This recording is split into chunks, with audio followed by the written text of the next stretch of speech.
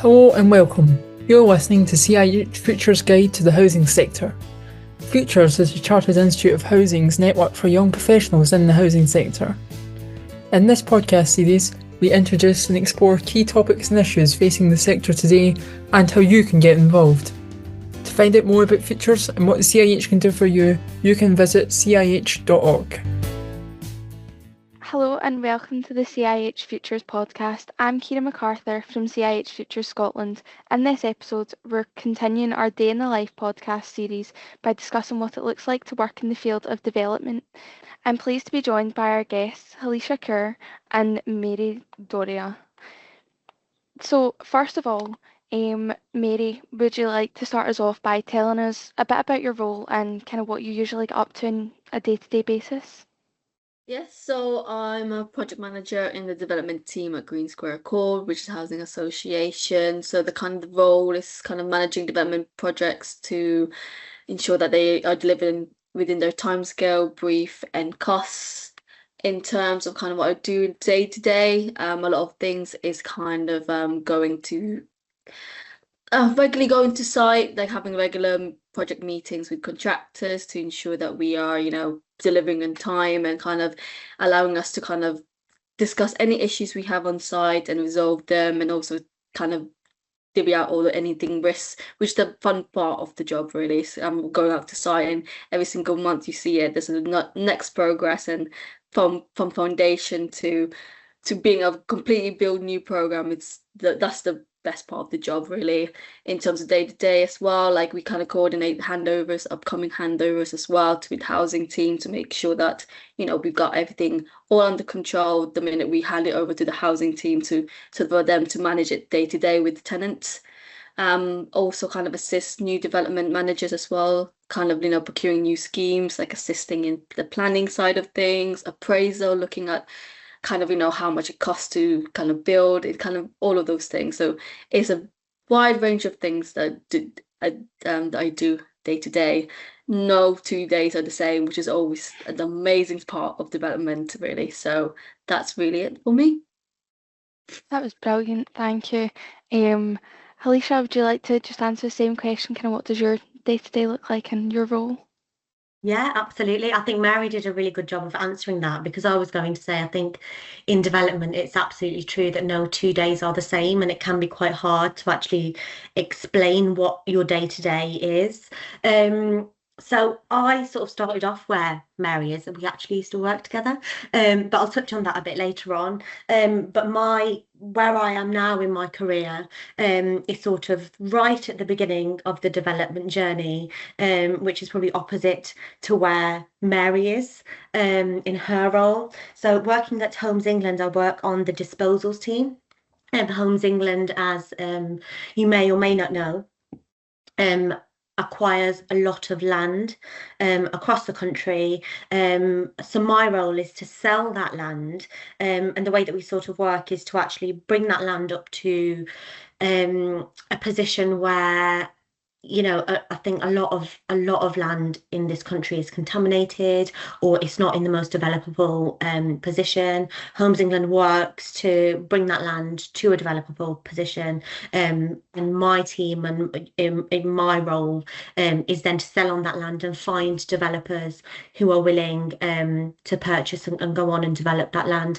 Similar to Mary really, and I think that's the one thing that is consistent no matter where in the sort of development journey you are. A lot of it is about finances. So I work a lot on ensuring that our receipts are looking great, and again, as you can imagine, being a government organisation, using taxpayers' money, things like that is extremely important here. So yeah, our spend as well, how much are we spending? So financials is a big thing. Also managing time when it comes to contractors, and I'm sure, Mary can agree with this, no matter where you are in the development process. Keeping an eye on your key stakeholders is really key. So like Mary does, I attend regular meetings to sort of keep that relationship going really with our contractors, and it's just interesting, I suppose, from a project management perspective. My role, rather than being on actual site. We're project managing the sale of these land parcels and ensuring that during the development, during the procurement, what we're expecting at development as Homes England is all there tied up in contracts, and everything's tight so that it really reduces our risk. A key thing, again, it'll be the same for Mary, is having that key relationship with our solicitors as well, and employers agents. That's always key, and managing all of that. So yeah, I mean, it's quite a mouthful, really, what we get up to in development. But I think the joy of it is that people don't realise that there is such a broad range of jobs and roles within development. It's a whole career path within itself. And between the two of us, we've just touched on, the knife's edge, really. That's brilliant. It sounds like Yeah. no two days are the same. No, as you say, like with Alicia, she kind of deals with sounds like a pre-contract side of things, which is getting the land and purchasing that. My job is then the post-contract, which is delivering and actually building it up. And then there's also the side of the delivering the management of the housing. So there's the new homes managers kind of thing to make sure that, we meet our defects and if there's any issue with it. So there's always different roles in development, as Alicia says, and it can be cut down to different roles, really. So yeah, That's fantastic. Sounds like an interesting day, no matter what one it is. On to the next question. Alicia, we'll come to you first this time. How did you get started in your role? Like, was there kind of like a strict career path or any like routes that you followed, or did you just kind of fall into housing? I think I'm a rare case of I didn't fall into housing. I always intended to come into housing and come into development. So as I mentioned earlier, I started my career where Mary now works. It was previously known as Accord prior to the merger. And Accord was actually my local housing association, being born and raised in the Black Country. For me, at the age of sort of about 15, 16, I started doing homelessness feeds in Birmingham city centre. And that was really eye-opening. I think especially at that age where you are thinking about, you're going through your GCSEs, thinking about A levels and, potentially from there, where for me the question really was about what is it that's causing homelessness to this extent on the streets of Birmingham. And for me, it was sort of like, I'm getting involved here on a weekly basis, but how do I actually, what's the bigger problem? And for me, it was the fact that we're in a housing crisis and affordable housing crisis, I would say. It's the fact that people can't afford homes, and those people who can afford, their rent or a roof over their head. For some people, it doesn't go beyond that, and it's one or the other, food on the table or a roof. So I got in contact with Accord and started, I think I did a summer placement for a while. And then I actually kept in touch with my director, went on to do my degree in city and regional planning. And at the end of that degree, when I did my dissertation, I interviewed the director and the chief exec at Accord for my dissertation. And that year they released a graduate program, which I was then more than fortunate enough to join. And that was it really. For me, I knew that this was what I wanted to do. And for me, it's always been about genuinely giving back to the communities in which I work. There's plenty of opportunities in the private sector. And, I spent some time working as a enterprise advisor at a local school as well in Morsel. And it's interesting how many people straight away go to, want to be a quantity surveyor, they earn loads of money. And you sort of sit there and go, well, do you know that actually there's this career path that exists in development? Do you know that housing associations exist and these roles also exist within local authorities?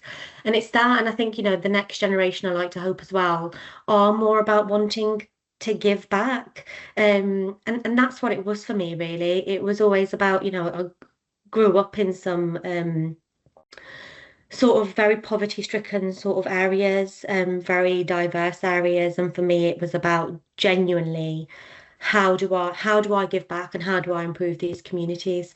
That I was fortunate enough to, I suppose, get the opportunities to leave. And the work that we do in government, local authority, housing associations is so much more than just a roof over one's head. For me, it's about, you give a child a new home, in a nice area with fresh air, and it totally changes their life opportunity. And that's what it was for me. And I've just worked my way up through development. Like I said, started off where Mary was, and I've climbed my way up the career path. And for me, that climbing up the career path is getting to a point where actually I'm able to be more influential in things that happen within the sector and put myself in a position where I can make direct positive change. That's a fantastic point that you've brought up there, and it's nice to hear that not everybody just falls into housing either, that some people really do think about this as a Yeah, career path fresh out of school as well. absolutely. Mary, just kind of the same question for yourself. Did you have a specific path in mind when you got into housing, or did you just kind of fall into it like many of us do? Yes, unfortunately, I'm the latter one, which is I just fell into it really. So I actually finished university during COVID year, and actually there was a project admin role in the development team where I met Halisha in the development team, which is kind of retrofitting some old flats and kind of building that the EPC with some timber frame. So I got that role, and as Alicia said, like you kind of get hooked from the very first project you kind of get your hands on, because you can just see the change in like the tenant space, even just a change in the kind of the elevation or the view of their houses can really give them a sense of pride of their homes. And it's that kind of thing that you go for while you want to build new homes, because people want to live in a place where they can call home. And that's what kind of hooked me into housing. And as Alicia said, I kind of worked my way up from a project admin to a project manager, which now goes through from like the pre-contract, post-contract, and delivering new homes to new tenants who are in need. And yeah, that's really it. I think there's many different roles you can get into development, really, as long as you have the willingness to learn and willingness to kind of, help out and be able to have that kind of sense. Yeah. That's fantastic. Another brilliant answer and really eye-opening as well as to what the development side does in housing as well. And it's not just repairing the houses. There's a lot more that goes into it. So for the next question, kind of Alicia, will come to you first. Was did you need any kind of specific training or knowledge to get your role, or have you kind of got all your knowledge and training while being in your role and kind of progressing throughout your positions? I think for me, um, I took a very deliberate route because I knew that that's what I planned on doing. So for me, it was GCSE, relevant A levels, and then my degree in city and regional planning. However, what I would say is that is absolutely not the case that's required for everybody. And also, that is what is a brilliant thing about our sector, actually. You can walk into a role in development, coming across from, and I know people, Mary and I have worked with people who've experienced that themselves, coming from being community housing officers, coming across from asset management, and we have, no matter where you are in housing, you have a bunch of skills that, are really diverse, and it's not that difficult to move across into those teams because all of our experience is relevant. And I suppose it's relevant because our focus is our customers, really. And I do think that development is one of those things where, like a lot of things really in housing and just out there in the world, but you have to really learn on the job. Nobody can teach you, and Mary can vouch for this when she goes on site and sits in those site cabins. And I think especially for us being young women, of colour, it can be quite daunting to walk into a site cabin, where you still see a lot of stereotypical, traditional sort of types of people on those sites.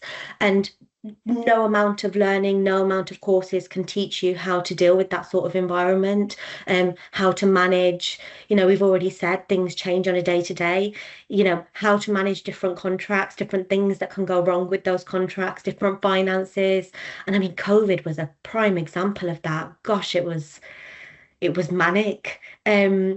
And I think that's the thing that's really joyful about the role is you come across colleagues who have come from all walks of life, all experiences, and we don't all have the same career path when it comes to development. And I think that is what's really brilliant about it.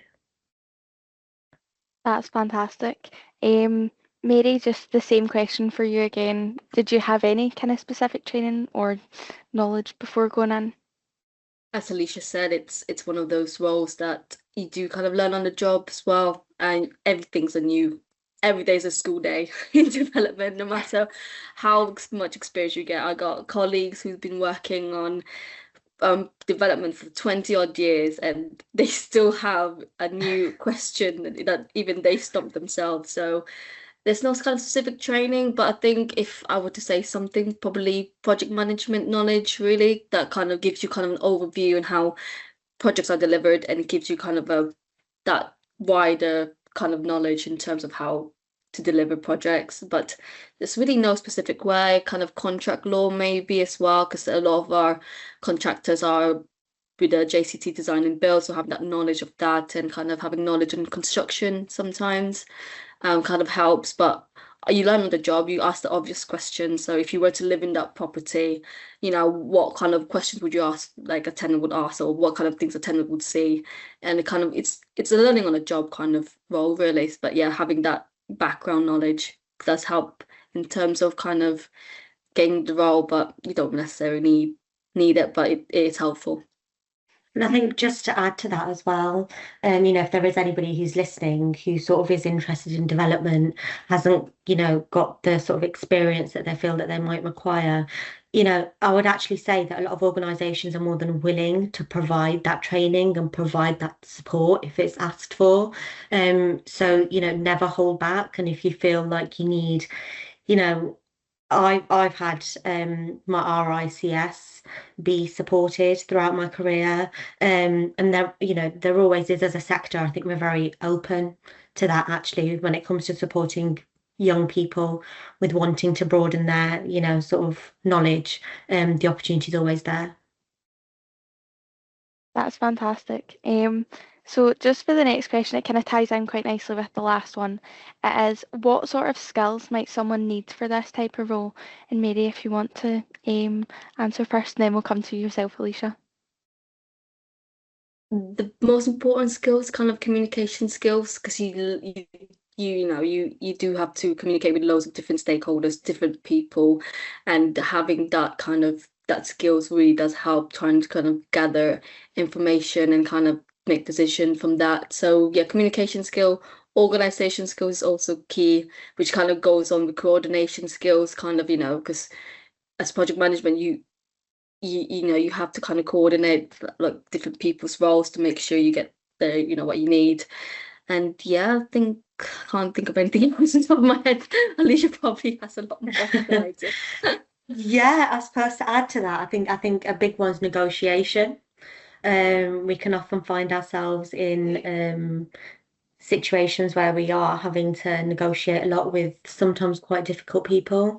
It's one that I must say, it's one that I'm not really a big fan of and never was during school, but finances, you don't actually quite realise until you're in development actually how important, the finances of a project. I mean, you'd think it'd be obvious, but penny doesn't seem to drop for some reason until you're in that role.